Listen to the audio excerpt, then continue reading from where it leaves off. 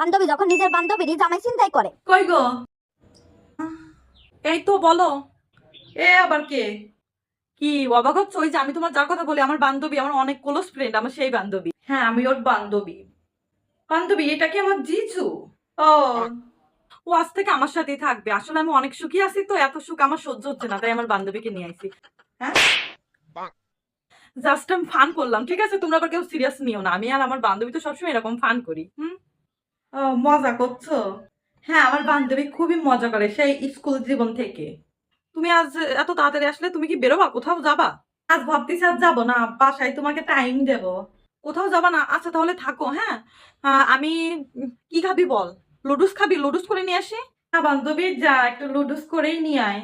আমি ততক্ষণ জিজুর সঙ্গে একটু কথা বলি। ঠিক আছে, তাহলে আমি লুডুস করে নিয়ে আসতেছি, তোমরা দুজন গল্প করো। যাও যাও, লুডুস করে নিয়ে আসো।